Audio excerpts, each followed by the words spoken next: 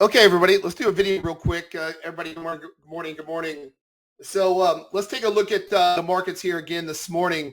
We got a nice little push up. So I want to show you how we can utilize these zones. It's been a really productive market. Market's been pushing new highs. So let's take a look at it real quick. Here's the today's session so far. So what the market likes to do, the S&P and these various different markets, it likes to come down to our trend zone. Likes to come down to our trend zone, and then likes to rebound out of it. Come down the trend zone, rebound out of it, trend zone, rebound out of it, trend zone. We got a nice little run here from 73 all the way up to a 93, another 20-point move on the S&P. Let's take a look at yesterday's, though, and then we'll get into today's session. So let's look at the entire sessions as a whole in general, and let's work through them, and let's show you these do not repaint. The indicator will show you an audible alert. I like to have it on audible 4 where it beeps when this trigger entry happens, when the red arrow for shorts and the yellow trigger entry, or the green arrow happens and the yellow trigger entry for longs. So you're going to get a yellow candle when you get inside of the trend zones and you reverse on the trend zones. So what we did a 30-year back test on where the S&P likes to reverse out of these particular zones. What we came up with our standard 54-38 zone where it likes to reverse. So if our trend zone is red, we're looking for the market to reverse inside of our trend zone, and then we'll see a continuation, or at least inside of our 25 liquidity grab zone. If it breaks our 25 liquidity grab zone, the market likes to change direction. So you can see yesterday when we come through, let's just look at the yellow trigger entries. We had a short, short, short, and then at the close we had a long, long, long, long, long. So 1, 2, 3, 4, 5, 6, 7, 8 trades in the last 24 hours. So are going on a day and a half. So we're almost at 10:54 this morning. But I want to show you these zones and how important these zones are. So when you are in an uptrend and our trend filter is green, you have a particular buy zone that needs to hold. So it's got to hold that level. Now, if it doesn't hold that level, the market is telling you that the market is now weakening and looking for a transition to the downside. So how can you play it? We all know I'm a big fan of liquidity grabs. And here's one particular way I like to play a break of a zone. So let's say we've been green, we've been trending up, and we're looking for a buy. We come down into the trend zone, and we don't get a reversal bar. Comes right inside the trend zone, no reversal bar. Then we get into our liquidity grab zone here, the green zone. Get inside of our green zone. Did a video last week about the line in the sand, or this is called what's market structure. Market structure. So my 25 trend zone is market structure. Or line in the sand. Support, green, red resistance, right? So this particular level, exactly at 67.83.5, is the breaking point, possibly of the S&P. Possible breaking point. Or major support. So you see in the video last week, came right down to it, stopped to the exact tick, and it took off and rallied really hard. So we know that these levels are very critical levels. So that exact level yesterday at 67.83.5, it said, let's come down to it, reversal bar, get a yellow trigger entry, so you can take it north. It does not do it, though. It starts closing below it. Now, the entry, if you're going to take this trade to the downside, is not exactly at a close below it. All right. That's not where I like to go short. What I like to do is I like to see if there's a liquidity grab that gets back inside of that broken support. So if you notice, we start down, we start closing below it. And what I like to do is I like to see us get into that old support level and give a liquidity grab. The entry will be right at that close at 79.25.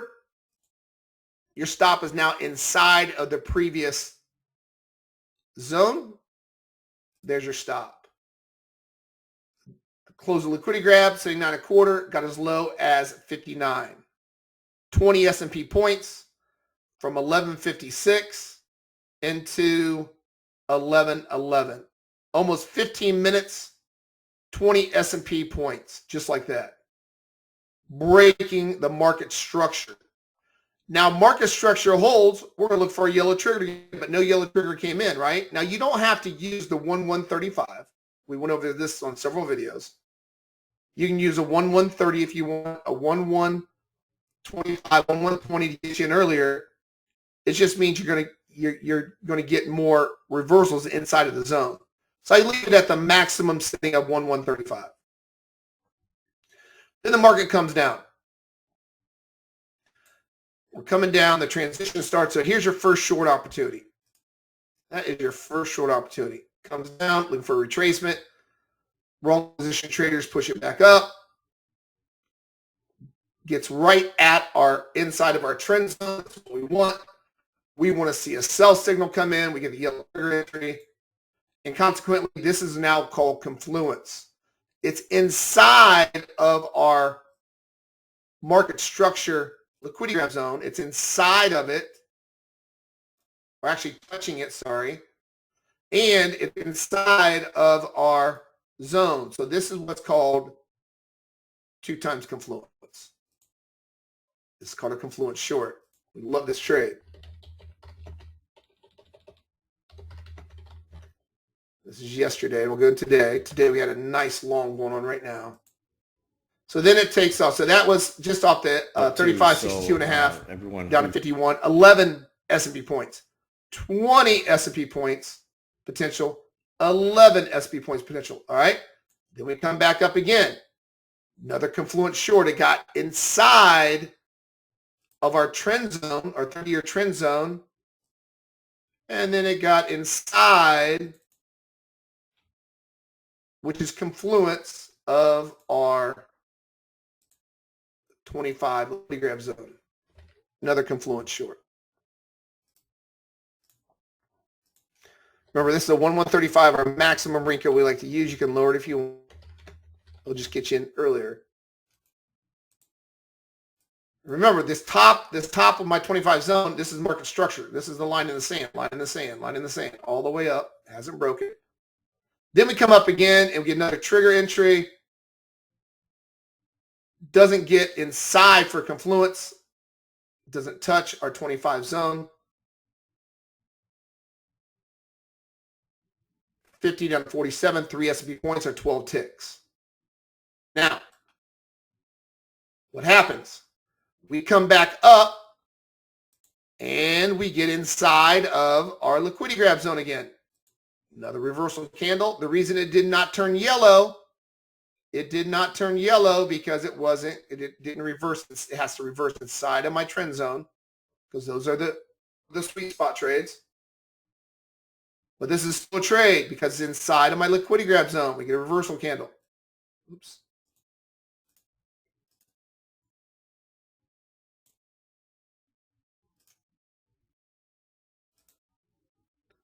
Does that turn yellow? It's not inside. It's not confluence, but it's still a trade. And this was 57.25 potential down to 52. 5 S&P points. 20 S&P points potential. 11 S&P point potential. 12 ticks. And then 5 S&P points or 20 ticks. Then we come back up inside of the liquidity grab zone again. And the market does what we expect it to do. These zones are very accurate. And it gives another trade opportunity. And it reverses again for a potential push down to the downside. This is what we do every single week with this software. The software can be very powerful if you know how to use it. You just got to be patient and have the discipline.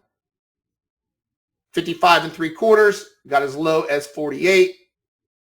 Another 6 S&P point potential. So if we skinny it down going into 2 o'clock yesterday, 20 S&P point run with the break. Liquidity grab got inside a structure. Hold structure, hold structure, hold structure, hold structure. Pull in, pull in, pull in, pull in, pull in. 1, 2, 3, 4, 5, 6 trades yesterday morning. What's the market do then? It finally breaks market structure. Late afternoon. Here's market structure. Doesn't give us a yellow trigger or entry. Market structure's here. It finally breaks out. There's a little liquidity grab, 68 3/4. Got as high as what? 70 1/4. Came down, and yesterday, last night, it actually gave a pull in, 67 1/4. Got as high as 72 1/2. So we had 1, 2, 3, 4, 5, 6, 7, 8 trades yesterday. Now we go into today's trading. Look what's going on. They're holding all of my zones. There's the buy zone first that happened at the London Open at 3 o'clock. It happened at 3:30. This is a time of day trade. 3:30 starts it out. Then it comes down the zone again, once again, and then this last runner, it's still running. Look how the market structure now has been holding. Market structure is now up. So look at the difference in market structure. Market structure has been up, so your bias is buying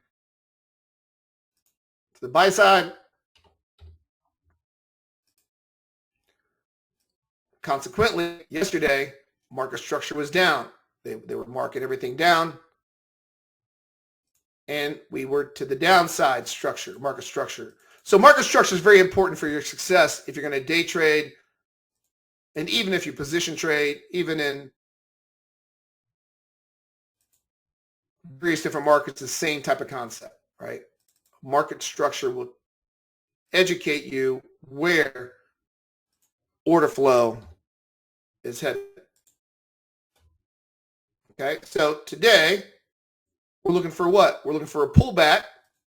Again, got a nice runner here. This runner is 73, 3/4 of 74, as high as 93. Almost 20 S&P point potential again. Now we're looking for market structure to hold at this key level. And if it doesn't hold at this key level, because what do we have today? Fed minutes. We have Fed minutes that come out at 2 o'clock this afternoon. So we're going to get some volatility again. And if they're going to hint a continue to lower interest rates, they bumped down 25 basis points before. If they're going to lowering interest rates again, this market's probably going to start moving pretty hard again. So if we break down through, if we come down to this liquidity grab zone or here and get a yellow trigger entry, it's another buy. But if it breaks this level right here, then what you'll do is you'll look for the first liquidity grab pull in inside of the zone. You'll see it come up like this. It'll look like that, liquidity grab. And your entry would be at the close of that liquidity grab at that level. If it's going to sell off, and you would see this type of pattern, just like yesterday at 20-point move. I like the liquidity grab to get inside a market structure. I like to see the tail of it get inside a market structure. I do not. Some traders are trading this the wrong way when they send me your charts. A lot of traders don't log into this room because they trade a lot of different markets. We have a lot of long-term members that trade various markets. We even have traders that are trading crypto with our software. Crypto, futures. We got traders that trade stocks with this. So I like even trading stocks with this. So what I like to see is I'd like to see that the market structure get into market structure here and then get a continuation. So we'll see that today. That's the next trade setup. Either we're going to come down and hold market structure the next trade, After this nice push up, it's either going to come down and hold.